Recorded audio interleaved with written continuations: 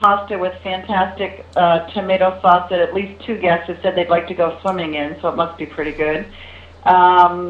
Two bean dishes, because that's something you use a lot with vegetarian, whether it be chickpeas or black beans or lentils, and then we do things like tempeh, which a lot of people aren't familiar with that. But these are soy-based things. We don't use tofu very much because my husband thinks it's really boring and not very flavorful, though you can make it flavorful. But we try to make things that really people don't miss meat. And so that's the kind of stuff we do. And we do desserts, and we do things like I do Ghirardelli chocolate chip cookies and macaroons, and it's not like people feel deprived when they're eating vegetarian. It's all made with whole ingredients, though, like whole wheat flour instead of white flour, and maple syrup and honey instead of white sugar, that kind of thing. So, wow, sounds really yummy. So let's talk about my other favorite thing, and I know it's your passion, which is yoga. Yes. I used to love yoga, and by the way, I used to be a vegetarian for probably over 10 years.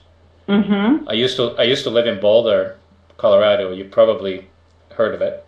Yeah, that's a big. I haven't been there, but I know that's a big center for all that kind of alternative stuff.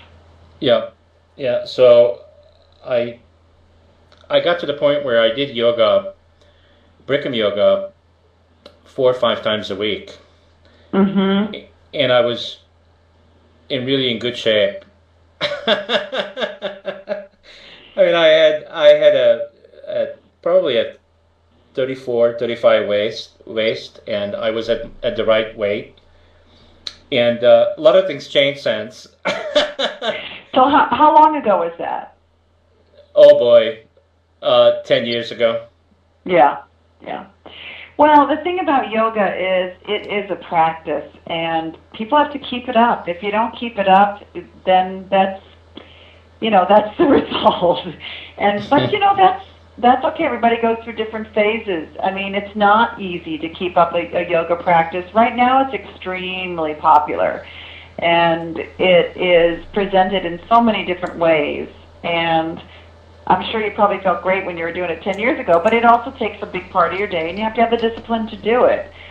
We find a lot of people that come to our place they do yoga, but maybe they're not like hardcore, I mean, there's these places that are hardcore boot camp yoga, and that's not what we do.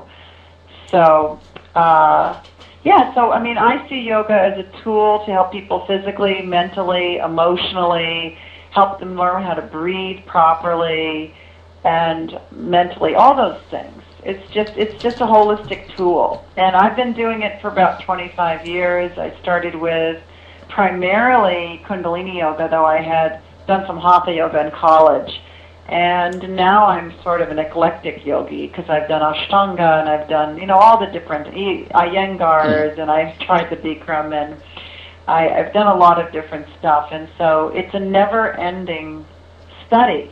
And as a teacher, the more you study, the more you have to teach people. That's what I do. Right. Yeah, well, I used to love it. And we have the Ellison in Block TV. I'm assuming it's a her. She just came into our chat room. So welcome to the show. And she's asking, what is this about? Well, the show is about a beautiful retreat center in Island Falls, Maine. And we're having a conversation with the owner, Donna Amrita Dovich. Did I do it justice this time? Oh, it's a guy. Sorry. So much for my assumptions.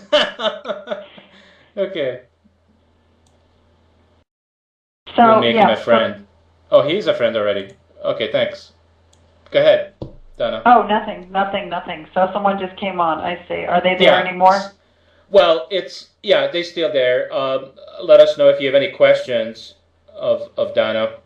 But like I mentioned it before, we are in 5 different networks all at the same time. So you can't see them all. You can only see one of them there, Donna, on our website. Yeah, there's actually a way. Yeah. I don't see much because I'm limited. I don't have the whole setup. It's no big deal. Don't worry about it. Don't worry about it. So definitely, I I get that yoga is a huge passion of yours. What about meditation? We offer meditation at the retreat in the morning for about a half an hour.